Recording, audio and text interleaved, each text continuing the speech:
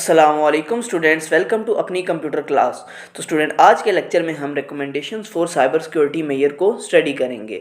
Student, cyber security कहते हैं कि आपने डिजिटली अपने सिस्टम को, अपने नेटवर्क को या अपनी डिवाइस को जितने भी थ्रेट्स हैं, जिस तरह की हैकिंग हो गया, डेटा ब्रीचेस हो गया, इनसे आपने अपने सिस्टम को प्रोटेक्ट करना है। तो जब भी आप कोई साइबर सिक्योरिटी मेजर डिज़ाइन कर रहे होते हैं ना, तो आपने 4 इम्पॉर्टेंट फैक्टर्स को नज़र में रखना है। ये फैक्टर्स हमें हेल्प करते हैं कि हमारा जो सिस्टम है ना, जो हम सिक्योरिटी मेजर यूज़ कर रहे हैं, वो बहुत स्ट्रॉन्ग भी हों और उसके साथ साथ यूज़र का एक्सपीरियंस भी ख़राब ना हो।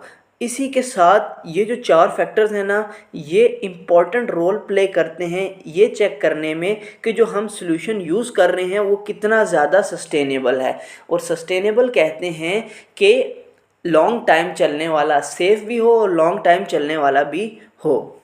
तो स्टूडेंट, इन चारों फैक्टर्स को डिटेल में समझते हैं। उसमें सबसे पहला है हमारा एफिशिएंसी। साइबर सिक्योरिटी में एफिशिएंसी कहते हैं कि जो भी हम सिक्योरिटी सॉल्यूशन यूज़ कर रहे हैं ना, वो कितना ज़्यादा अच्छे तरीके से काम करता है, यानी कि वो अच्छी सिक्योरिटी भी प्रोवाइड करे और इसके साथ साथ ना वो यूज़र के काम को भी डिस्टर्ब ना करे।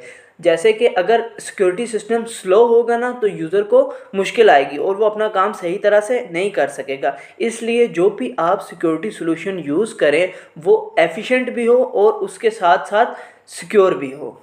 तो स्टूडेंट्स, कुछ सॉल्यूशंस को स्टडी करते हैं जो हमें बताते हैं कि आपने किस तरह से इन सिक्योरिटी मेजर्स को इम्प्लीमेंट करना है कि आपका सिस्टम एफिशिएंटली काम भी करता रहे और यूज़र का काम भी डिस्टर्ब ना हो। इसमें है स्टूडेंट हमारा auto save and backup system.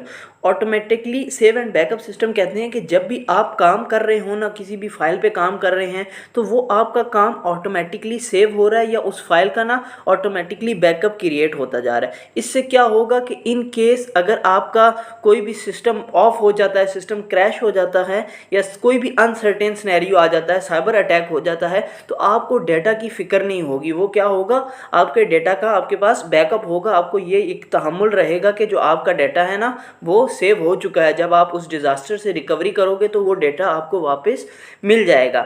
इससे क्या होता है कि हमारी जो एफिशिएंसी होती है ना, वो बहुत ज़्यादा बढ़ जाती है और हमारा जो वर्क जो हमने किया है उसके ज़ाया होने का रिस्क बहुत ज़्यादा कम हो जाता है और कोई भी काम हमें दोबारा से नहीं करना पड़ता। इसको स्टूडेंट एक एग्जांपल से स्टडी करते हैं। एग्जांपल के तौर पे स्टूडेंट, जैसे आप ना गूगल डॉक्यूमेंट्स पे काम कर रहे हो। अब गूगल डॉक्यूमेंट क्या करता है ना कि रियल टाइम में ऑटोमेटिकली गूगल ड्राइव पे आपका काम, जो आपका डॉक्यूमेंट है ना, उसको सेव करता रहता है। आप जो भी काम कर रहे हो वो साथ साथ उसको सेव करता रहता है और इससे ना आपको डाटा लॉस की जो टेंशन होती है ना, वो ख़त्म हो जाती है। कि इन केस अगर आप सिस्टम यूज़ कर रहे हो, लाइट चली जाती है या कोई भी ऐसा सिनेरियो हो जाता है जिससे ना आपका सिस्टम अनएक्सपेक्टेडली ऑफ हो जाता है, तो आपका डेटा लॉस नहीं होगा। आपको वो सारे काम दोबारा से करने की ज़रूरत नहीं है। आपका डेटा है वो सेफ़ है। नेक्स्ट है स्टूडेंट हमारे पास पासवर्ड मैनेजर्स। पासवर्ड मैनेजर ऐसे टूल होते हैं जो किसी भी वेबसाइट के लिए हमें एक स्ट्रॉन्ग और यूनिक पासवर्ड क्रिएट भी करके देते हैं और उसको अपने पास स्टोर भी करते हैं, ताकि जब भी हम उस वेबसाइट पे दोबारा विज़िट करें तो वो उस पासवर्ड को ऑटोमेटिकली फिल आउट भी कर देते हैं। इससे फ़ायदा ये होता है कि हमें वो पासवर्ड याद करने की ज़रूरत नहीं रहती। हम कॉम्प्लेक्स पासवर्ड की मैनेजमेंट से बच जाते हैं और हमारा टाइम भी सेव हो जाता है। इसको हम एक एग्जांपल से समझते हैं स्टूडेंट्स, एग्जाम्पल के तौर पे लास्ट पास और बिटवार्डन हमारे पास पासवर्ड मैनेजर्स हैं, जो कि जब भी हम किसी वेबसाइट पे विज़िट करते हैं ना, तो वो ऑटोमेटिकली हमारा पासवर्ड वहाँ पे फिल कर देते हैं, क्योंकि वो उनके पास सेव होता है। या आप जो मोबाइल यूज़ करते हैं ना, उसमें हमारे गूगल पे जो पासवर्ड सेव होते हैं, तब हम जब भी किसी वेबसाइट पर दोबारा जाते हैं या जो हमारे सोशल मीडिया अकाउंट्स के पासवर्ड हम गूगल पे सेव करते हैं, तो जब हम लॉगिन पेज पे जाते हैं तो वो ऑटोमेटिकली वहाँ पे फिल हो जाते हैं। इससे क्या होता है, हमें जो लॉगिन एक्सेस होता है ना, वो बहुत ही जल्दी और सिक्योर तरीके से मिल जाता है। नेक्स्ट इम्पॉर्टेंट फैक्टर जो है वो है हमारा कॉस्ट में हम ये चीज़ देखते हैं कि जो भी हम साइबर सिक्योरिटी मेजर्स लगा रहे हैं ना, तो वो हमारे बजट के अंदर हैं या नहीं।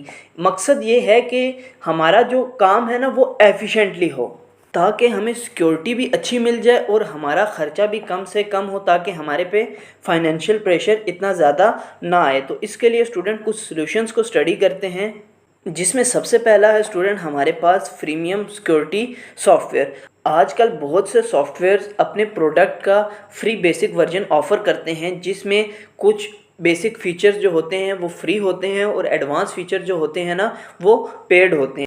ये फ्री वर्जन्स छोटे बिजनेसेस के लिए बहुत हेल्पफुल होते हैं, जिससे वो अपने बिजनेस को सिक्योर रख सकते हैं बिना ज़्यादा पैसे खर्च किए। तो स्टूडेंट इसको एक एग्जांपल से स्टडी करते हैं।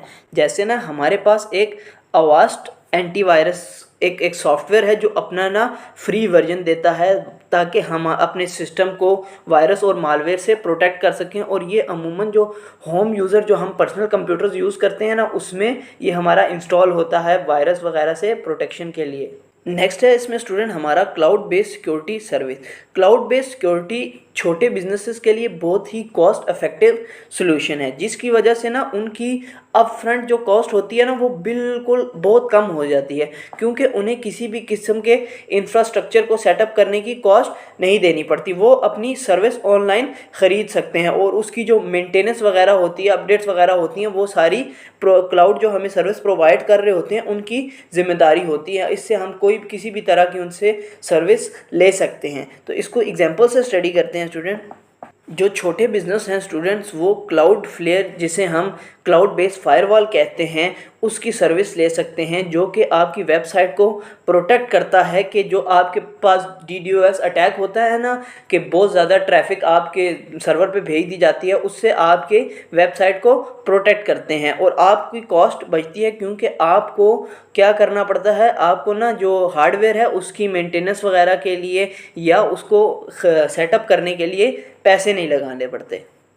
नेक्स्ट है स्टूडेंट हमारा ओपन सोर्स सोल्यूशन।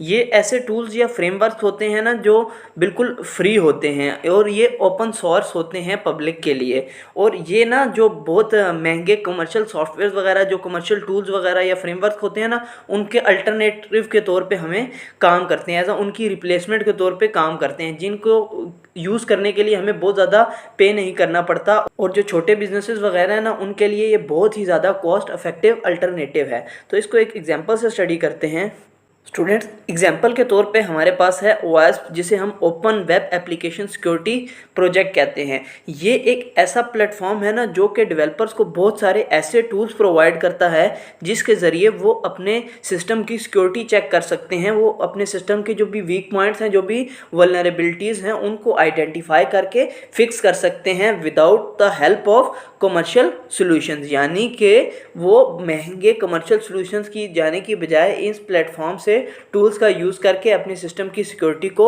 बेहतर कर सकते हैं। स्टूडेंट्स, इसके जो रिमेनिंग 2 फैक्टर्स रह गए हैं वो इंशाल्लाह हम नेक्स्ट वीडियो में स्टडी करेंगे। तो उम्मीद है ये लेक्चर आपको समझ आ गया होगा। तो मिलते हैं नेक्स्ट वीडियोज़ में, तब तक अपना ख्याल रखिएगा। अल्लाह हाफिज़।